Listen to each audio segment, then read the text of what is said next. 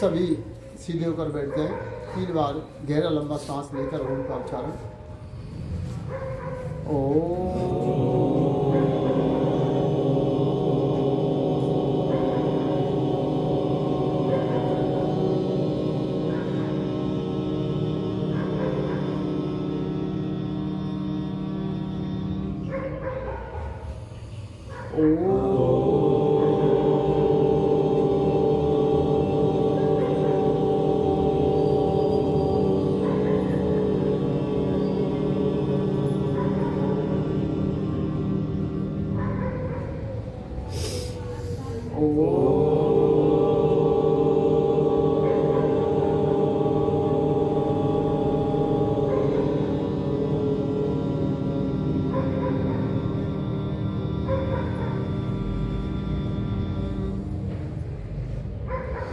ओम भूर्भुवस्सुः तत्सवितुर्वरेण्यं भर्गो देवस्य धीमहि धियो यो नः प्रचोदयात्। ओम त्र्यंबकं यजामहे सुगन्धिं पुष्टिवर्धनम् उर्वारुकमिव बन्धनान् मृत्योर्मुक्षीयमामृतात्। ओम सहना भवतु सहनो भुनक्तु सवीर्यं कर्वावहै तेजस्विनावधीतमस्तु मा विद्विषावहै। ओम असतो मा सद्गमय तमसो मा ज्योतिर्गमय मृत्योर्मा अमृतं गमय। ओम शांति शांति शांति। योगेन चित्तस्य पदेन वाचा मलं शरीरं च वैद्यकेन यो अपाकरोक्तं प्रवरं मुनीनां पतञ्जलिं प्राञ्जलयानतोऽस्मि पातांजलिं प्राञ्जलयानतोऽस्मि। परम श्रद्धेय परम पूजनीय प्रातः स्मरणीय गुरुदेव की श्री चरणों में नमः। श्रद्धेय आचार्य श्री रोगियों के भगवान श्रद्धेय आचार्य श्री के श्री चरणों में नमन।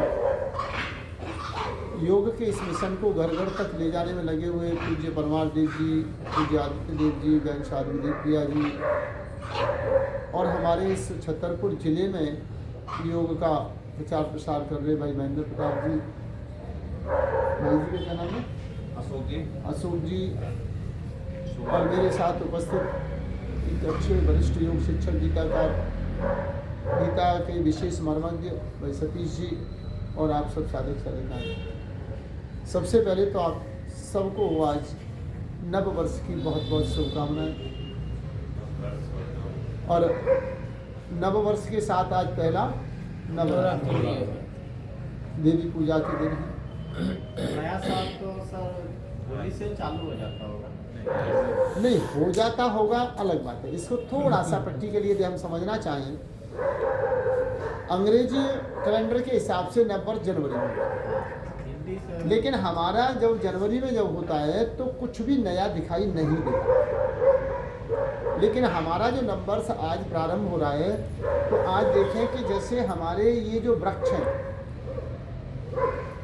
विशेष रूप से 2 प्रकार के होते हैं, एक पर्णपाती होते हैं और एक सदाबहार होते हैं।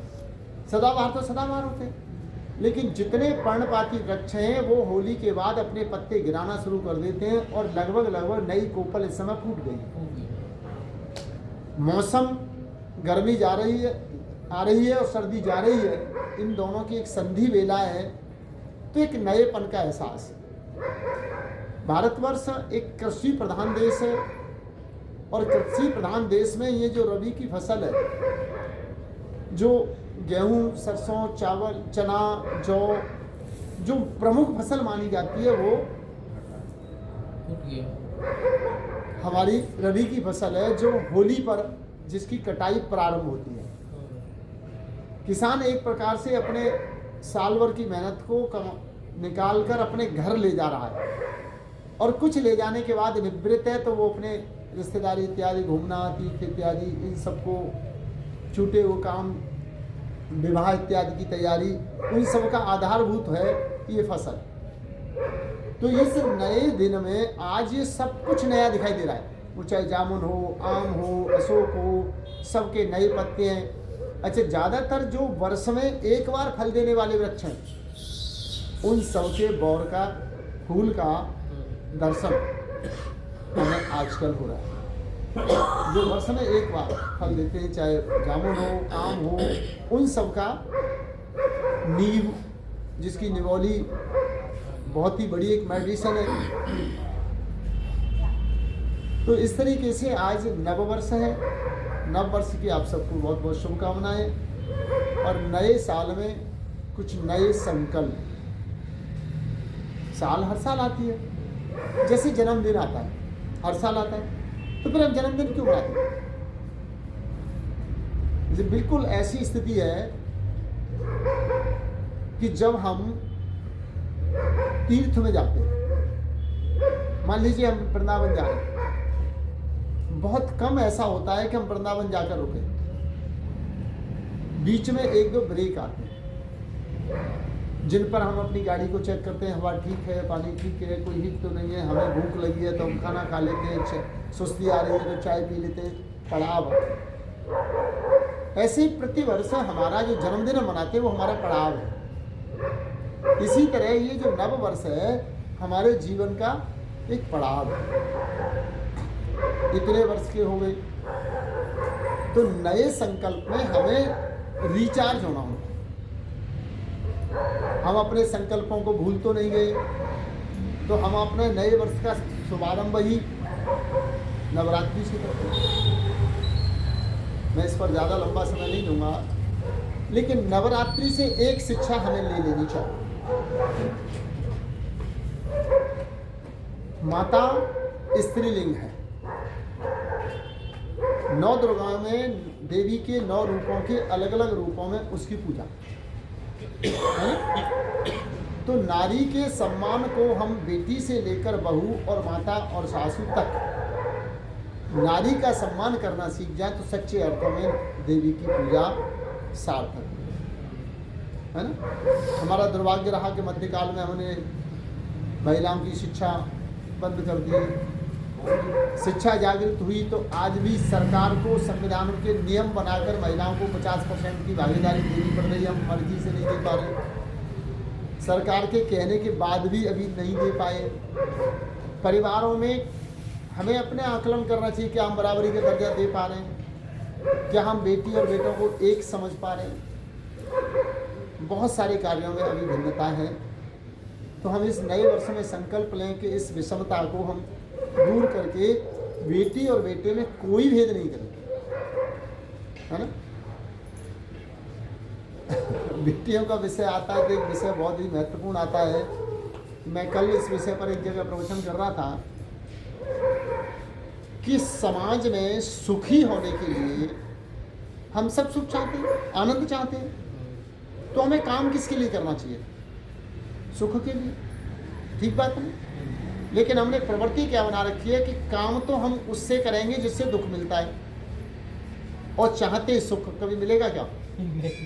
स्वास्थ्य तो मिलेगा 5 बजे उठकर यहाँ आके योग करने से, लेकिन हम सोना चाहते हैं 8 बजे तक, और शरीर चाहते हैं महेंद्र प्रताप की तरह, सतीश की तरह। कैसे हो जाएगा? है बेटी, हो जाएगा क्या? नहीं होगा। तो ऐसे ही हमारे समाज में एक बहनों के सम्मान में बहुत आड़े आने वाला एक राक्षस है जिसका नाम है दहेज। 100% लोग इसके विरुद्ध हैं। बात कर लीजिए, 1% लोग भी मुझे इसके समर्थक नहीं मिले। तो फिर ये मरता क्यों नहीं? जब अपने पर लेने पे आती है तो मरता क्यों नहीं? क्योंकि जब अपनी बारी आती है तो हम उसमें से हम उसे छोड़ना नहीं चाहते, कहना चाहते हैं। तो आज नवरात्रि के दिन और नववर्ष में ये संकल्प लें कि माताओं का जो स्थान है, जो सम्मान है, उसे हम योगी लोग अवश्य बनाएं। उनसे बराबरी की हमारी समितियों में चल रहा है, महिलाएं ऐसे कर रही हैं, महिला ऐसे कर रही है, महिला समिति। अरे भाई, उन्हें जो कर रही है करने दीजिए, आप अपना काम, आप अपनी तरफ से। माता तो ममतामयी होती है, इनको तो कभी भी मना लो, बड़ा आसान होता है। थोड़ी सी प्रशंसा करो, मान जाती है। क्यों बहन जी? थोड़ी प्रशंसा करो, खाना अच्छा बना दिया, आपने सूट अच्छा पहन लिया, उम्र को 10 साल कम बता दो, बस खुश हो जाए। इनको प्रसन्न करने, इनके नाराज होने की तो चिंता ही मत करो, क्योंकि बहुत कोमल हृदय होती है, बहुत आसानी से मान जाती है। तो आज नववर्ष के समय में आप सबको बहुत बहुत नववर्ष की शुभकामनाएं। नवरात्रि व्रत का पहला दिन है, तो सब लोग नहाना धोना पूजा का कार्य भी है। एक अंतिम बात आज नवरात्रि के दिन और कहनी है आपसे। देखिए, हम लोग सनातन की मर्यादाएं, सनातन का पालन करते हैं। सनातन में एक चीज़ हम बिल्कुल भूल गए। सनातन के जितने देवी देवता थे, उन सब के हाथ में कोई ना कोई शस्त्र है, और वो शस्त्र ऐसा है कि जिस देवता के हाथ में वो शस्त्र है, उस शस्त्र में उससे ज़्यादा अच्छा निपुण कोई नहीं। हम उस देवता की पूजा करते हैं, पर उस शस्त्र को उठाना भी नहीं जानते, हमारे घर में भी नहीं।